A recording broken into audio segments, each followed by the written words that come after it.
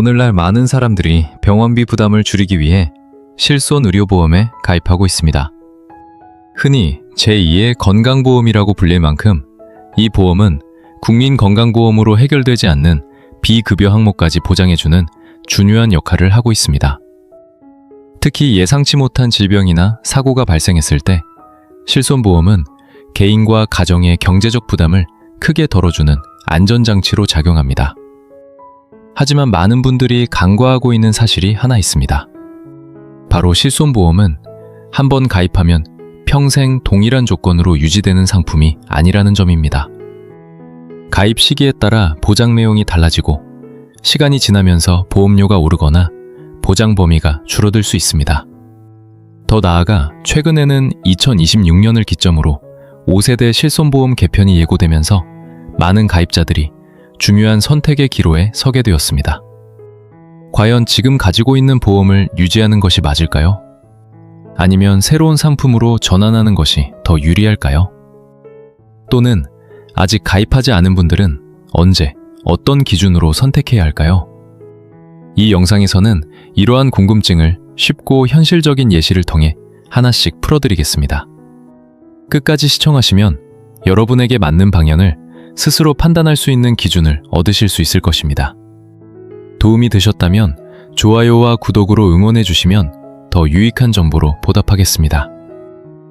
실손의료보험은 오늘날 많은 사람들이 선택하고 있는 대표적인 민간보험 상품 중 하나입니다. 흔히 실비보험이라고도 불리며 병원에서 발생하는 실제 치료비를 기준으로 일정 부분을 보장해주는 구조를 가지고 있습니다. 쉽게 말해 우리가 병원에서 진료를 받고 난 뒤 국민건강보험으로 처리되지 않는 나머지 비용을 실손보험이 대신 부담해주는 역할을 한다고 이해하시면 됩니다. 예를 들어 한 번의 치료에 총 100만 원이 들었다고 가정해 보겠습니다. 이 중에서 국민건강보험이 70만 원을 부담해준다면 나머지 30만 원은 개인이 직접 내야 합니다. 이때 실손보험이 있다면 그 30만 원 중 상당 부분을 다시 돌려받을 수 있는 것입니다. 이러한 구조 덕분에 실손보험은 예상치 못한 의료비 지출을 줄여주는 중요한 안전장치로 자리 잡고 있습니다. 특히 병원을 자주 이용하는 분들이나 만성질환을 가지고 있는 분들, 또는 갑작스러운 사고나 큰 질병에 대비하고 싶은 분들에게 실손보험은 매우 실질적인 도움이 됩니다. 나이가 들수록 병원 이용 횟수가 늘어나고 의료비 부담도 커지기 때문에 많은 사람들이 젊을 때부터 미리 가입해두는 경우가 많습니다. 하지만 여기서 중요한 점은 모든 실손보험이 동일한 조건을 가지고 있는 것은 아니라는 사실입니다. 실손보험은 가입 시기에 따라 세대가 나뉘며 각 세대마다 보장 범위와 자기부담금, 보험료 구조가 크게 다릅니다. 즉, 언제 가입했느냐에 따라 같은 실손보험이라도 혜택이 완전히 달라질 수 있는 것입니다. 초기 세대의 실손보험은 보장 범위가 매우 넓고 자기부담금이 거의 없는 수준이었습니다. 병원을 방문해 치료를 받으면 대부분의 비용이 보험으로 처리되었기 때문에 가입자 입장에서는 매우 유리한 조건이었습니다. 하지만 시간이 지나면서 의료 이용이 급증하고 보험사의 손해율이 높아지자 점차 보장 범위가 축소되고 가입자의 부담이 늘어나는 방향으로 제도가 변화하게 되었습니다. 이러한 변화는 단순히 보험사의 문제만이 아니라 사회 전체의 의료 이용 방식과도 깊이 관련되어 있습니다.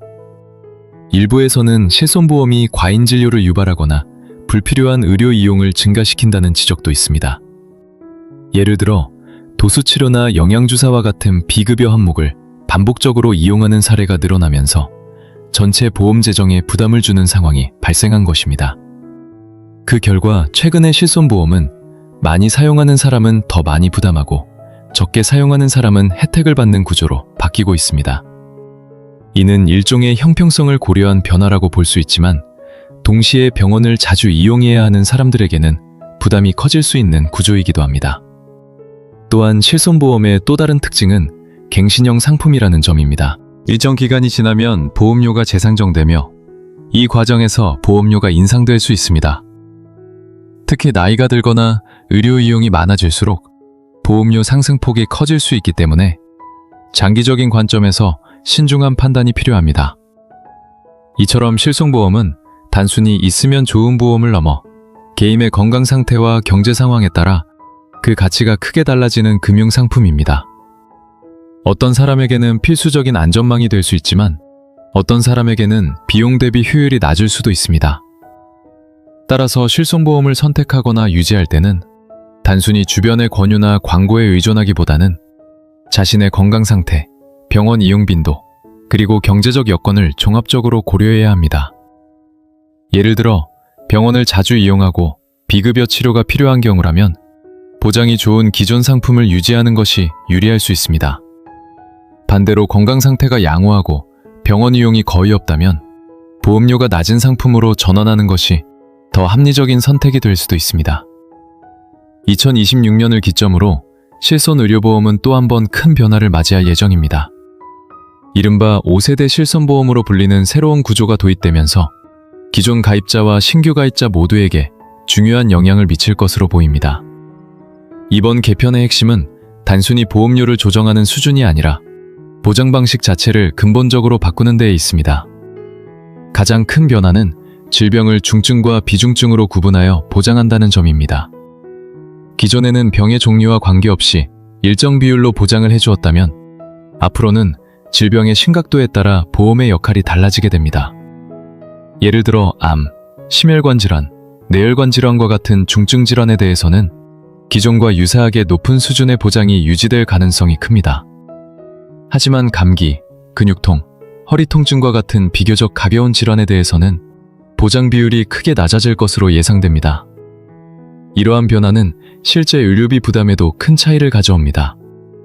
예를 들어 과거에는 도수 치료나 물리치료를 통해 100만 원의 비용이 발생했을 경우 본인이 부담하는 금액이 20만 원 정도에 불과했다면 5세대에서는 같은 치료를 받아도 80만 원 이상을 본인이 부담해야 할 수도 있습니다.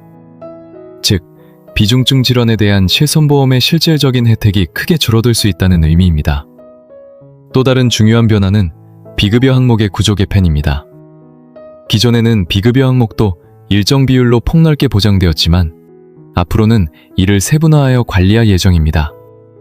특히 비급여 항목을 중증 비급여와 비중증 비급여로 나누고 각각 다른 기준을 적용하게 됩니다.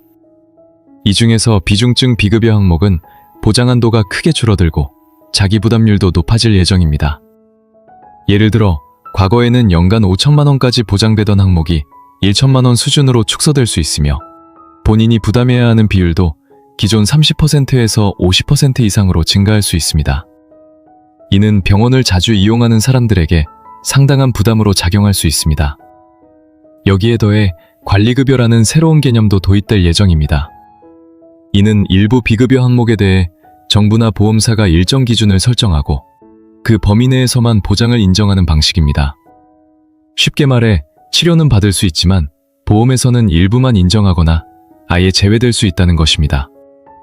대표적인 예로는 도수치료, 영양주사, 체외 충격파 치료 등이 있습니다.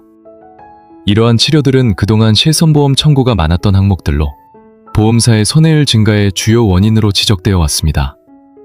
앞으로는 이들 항목에 대해 보장 금액을 제한하거나 본인 부담 비율을 매우 높게 설정하여 사실상 보험의 역할을 축소하는 방향으로 가고 있습니다. 또한 보험료 구조 역시 더욱 개인별 이용 패턴에 따라 달라지게 됩니다. 병원을 자주 이용하고 비급여 항목을 많이 청구하는 경우 보험료가 상승하고 반대로 이용이 적은 경우에는 할인이나 동결 혜택이 주어지는 방식입니다. 이는 4세대에서 이미 도입된 구조이지만 5세대에서는 그 적용 범위와 강도가 더욱 확대될 가능성이 큽니다. 이러한 변화는 한편으로는 공정성을 강화하는 측면이 있습니다. 실제로 보험을 많이 사용하는 사람이 더 많은 비용을 부담하는 구조는 합리적으로 보일 수 있습니다. 하지만 다른 한편으로는 만성질환자나 고령자처럼 의료 이용이 불가피한 사람들에게는 불리하게 작용할 수 있다는 우려도 존재합니다. 결국 2026년 실손보험 개편은 모두에게 동일한 혜택을 제공하는 구조에서 개인의 상황에 따라 혜택이 달라지는 구조로 전환되는 중요한 분기점이라고 볼 수 있습니다.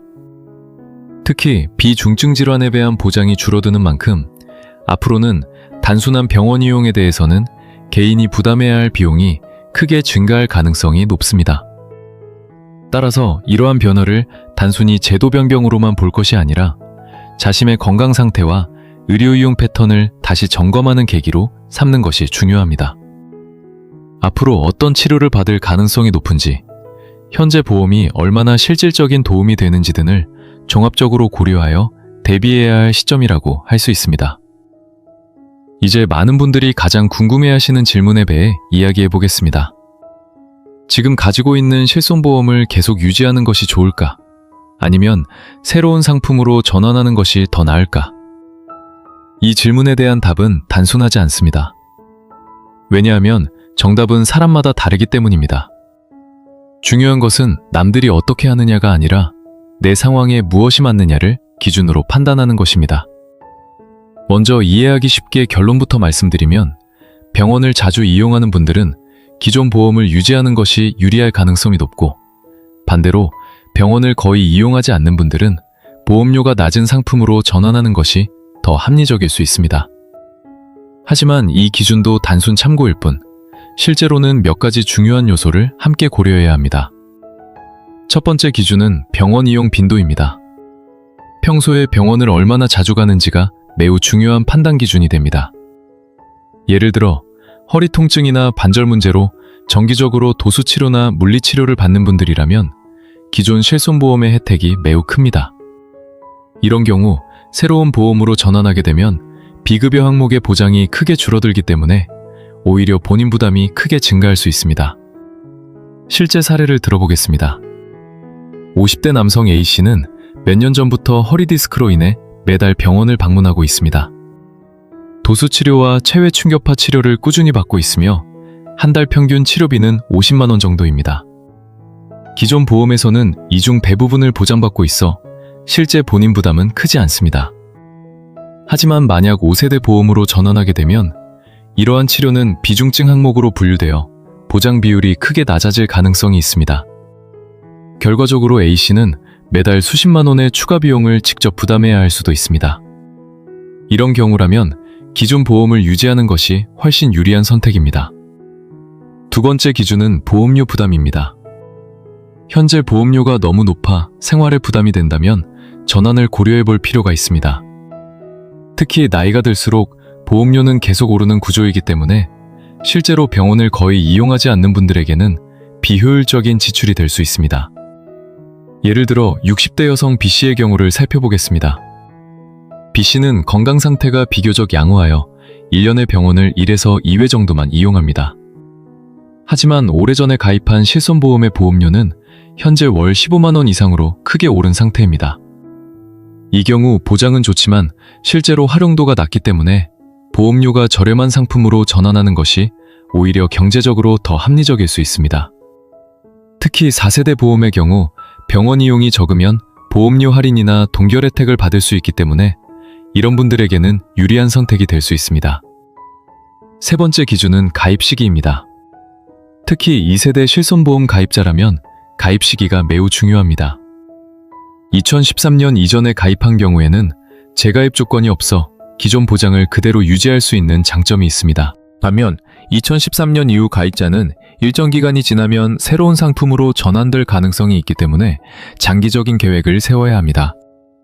또 하나 주의해야 할 점은 최근 보험사에서 기존 가입자에게 일정 금액을 지급하고 계약을 해지하도록 유도하는 경우입니다. 예를 들어 기존 보험을 해지하면 몇백만 원을 지급하겠다는 제안을 받을 수 있습니다. 이 제안은 겉으로 보면 매우 매력적으로 보일 수 있습니다. 하지만 이 선택은 매우 신중하게 접근해야 합니다. 왜냐하면 단기적으로는 현금을 받는 이익이 있을 수 있지만 장기적으로는 훨씬 더 큰 손해를 볼 가능성이 있기 때문입니다. 특히 나이가 들수록 병원 이용이 늘어나게 되는데 그때 기존보다 보장이 약한 보험만 남게 된다면 의료비 부담이 크게 증가할 수 있습니다. 실손의료보험 개편이 가까워지면서 실제로 많은 국민들이 다양한 의견과 반응을 보이고 있습니다. 특히 2026년 5세대 실손보험 도입을 앞두고 기대보다는 걱정과 불안의 목소리가 더 크게 들리는 것이 현실입니다. 이번 변화가 단순한 제도 개선이 아니라 개인의 의료비 부담에 직접적인 영향을 미치는 문제이기 때문입니다. 먼저 가장 큰 우려를 나타내는 집단은 고령층과 만성질환을 가진 분들입니다.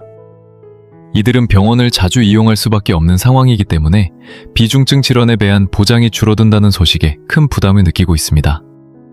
실제로 이제는 감기나 허리 통증 같은 가벼운 질환도 거의 본인이 다 부담해야 한다면 보험을 유지하는 의미가 있는지 모르겠다는 반응이 적지 않습니다. 특히 도수치료나 물리치료를 정기적으로 받는 분들은 향후 비용 증가를 크게 걱정하고 있습니다.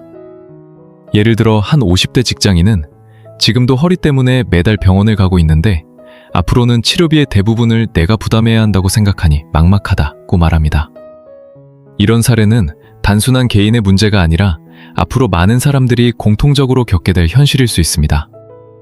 반면 젊은 층이나 건강 상태가 양호한 사람들 사이에서는 비교적 긍정적인 반응도 나타나고 있습니다. 이들은 그동안 일부 사람들이 보험을 과도하게 이용하면서 전체 보험료가 올라간 측면도 있다며 이번 개편이 어느 정도 필요하다는 입장을 보이기도 합니다. 특히 병원을 자주 가지 않는 사람들에게는 보험료 할인이나 동결 혜택이 주어지는 구조가 공정하다고 느껴질 수 있습니다. 하지만 중간에 있는 대다수의 일반 국민들은 여전히 혼란스러워하고 있습니다. 보험료는 계속 오르고 있는데 보장은 줄어든다는 이야기를 들으면서 도대체 어떻게 선택해야 할지 모르겠다는 반응이 많습니다. 특히 보험 상품은 구조가 복잡하고 전문 용어가 많기 때문에 일반인이 정확하게 이해하기 어렵다는 점도 큰 문제로 지적되고 있습니다. 또한 실제 보험금 청구 과정에서 어려움을 겪는 사례도 적지 않습니다. 과거에는 비교적 간단한 서류로도 보험금 지급이 가능했지만 최근에는 심사가 점점 까다로워지고 있습니다. 특히 비급여 항목의 경우 CT, MRI와 같은 객관적인 검사 자료가 요구되거나 반복 치료의 경우 효과를 입증하는 소견서가 필요할 수 있습니다. 이러한 서류를 제대로 준비하지 못하면 보험금이 삭감되거나 지급이 거절되는 경우도 발생합니다. 예를 들어 어떤 환자는 도수 치료를 여러 차례 받았지만 치료 효과에 대한 의사의 소견서를 제출하지 못해 보험금 일부를 받지 못한 사례도 있습니다. 이런 경험을 한 사람들은 보험료는 꾸준히 내는데 막상 필요할 때 제대로 보장을 받지 못하는 것 같다며 불만을 토로하기도 합니다. 또 하나 중요한 부분은 정보 부족입니다. 많은 사람들이 자신이 가입한 보험의 조건이나 변화 내용을 정확히 알지 못한 채 유지하고 있는 경우가 많습니다. 특히 세대별 차이나 전환 조건, 보장 범위 등에 대한 이해가 부족하다 보니 잘못된 선택을 할 가능성도 높아집니다. 이와 함께 최근에는 보험사가 기존 가입자에게 계약 해지를 유도하는 사례에 대해서도 의견이 엇갈리고 있습니다. 일부는 현금을 받고 정리하는 것도 나쁘지 않다고 생각하지만 다른 한편에서는 장기적으로 보면 손해일 수 있다는 우려도 큽니다. 실제로 많은 전문가들은 이러한 제안을 배해 신중하게 접근할 것을 강조하고 있습니다.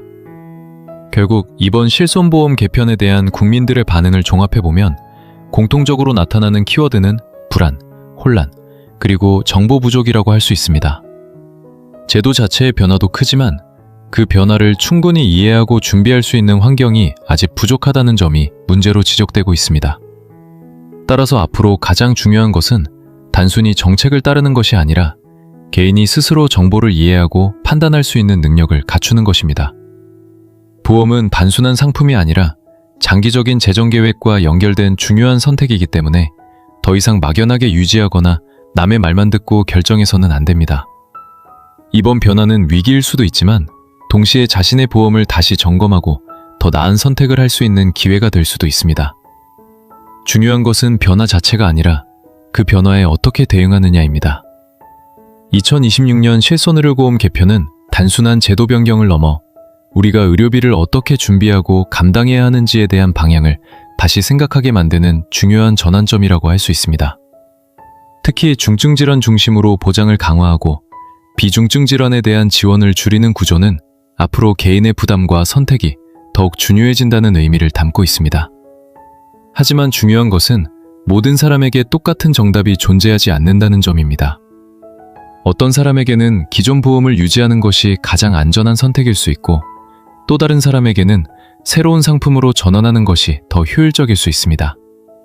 결국 가장 중요한 기준은 나의 건강 상태, 병원 이용 빈도, 그리고 경제적 여건입니다.